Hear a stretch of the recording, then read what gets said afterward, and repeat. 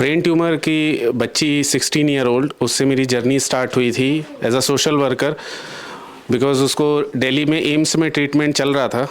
Last 4 years उसको एम्स में treatment regularly चल रहा था बिकॉज ब्रेन ट्यूमर बढ़ता जा रहा था।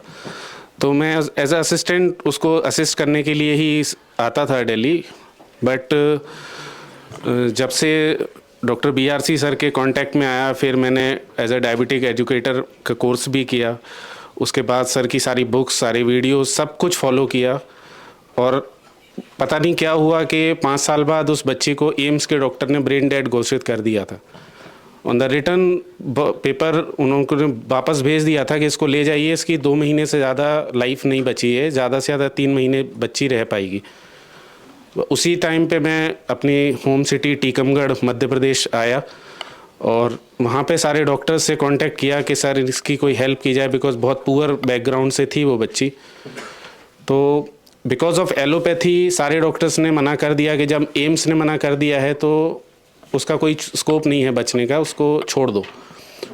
और जब CMHO सर से मिला डिस्ट्रिक्ट के, तो इवन उन्होंने बहुत ज़्यादा इंसल्ट की सबके सामने, कलेक्टर सर के सामने भी, कि तुम क्यों इसके पीछे पड़ रहे हो। जब मैंने उनको ये बताया कि सर मैं नेचुरोपैथी के थ्रू इसको ट्रीटमेंट देना चाहता हूँ, हो सकता है कि ये बच जाए, तब उन्होंने बहुत इंसल्ट के वर्ड्स के साथ ही बोला था कि क्या तुम भगवान हो या तुम भगवान बनने की कोशिश कर रहे हो।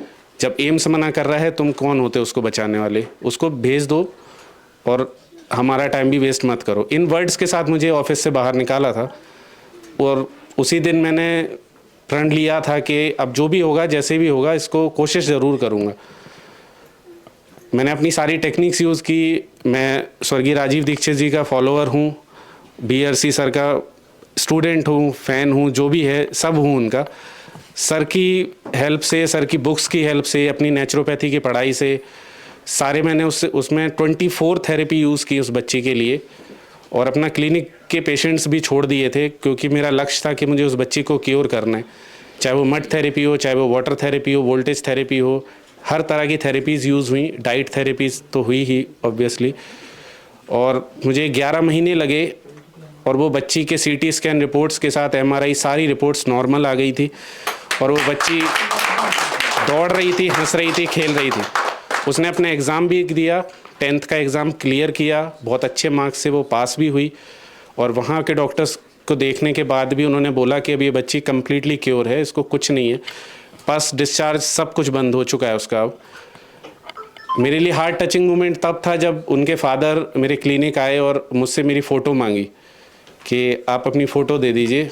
तो मैंने उनसे पूछा, उनकी वो बच्ची भी साथ में थी, तो बोली कि भैया मुझे फ़ोटो मंदिर में रखनी है अपने। तब मैंने उस बच्ची को बोला, मैंने कहा मेरी फ़ोटो मत रखो। और मैंने BRC सर की फ़ोटो दी उसको और राजीव दीक्षित जी की फ़ोटो दी। मैंने कहा बेटा आप इनकी फ़ोटो रखो, क्योंकि मैं नहीं हूँ, मेरे इंस्पिरेशन ये हैं। सारी टेक्निक, सारी नॉलेज, जितना भी ग्रेस है, मैंने इन्हीं लोगों से लिया है। तो मैंने सर की फ़ोटो और राजीव दीक्षित जी की फ़ोटो देकर बोला कि इनकी फ़ोटो रखो, इनको सुनो और बस आगे बढ़ो। और आज भी बच्ची वो हेल्दी है और आगे भी वो हेल्दी रहेगी फॉर श्योर।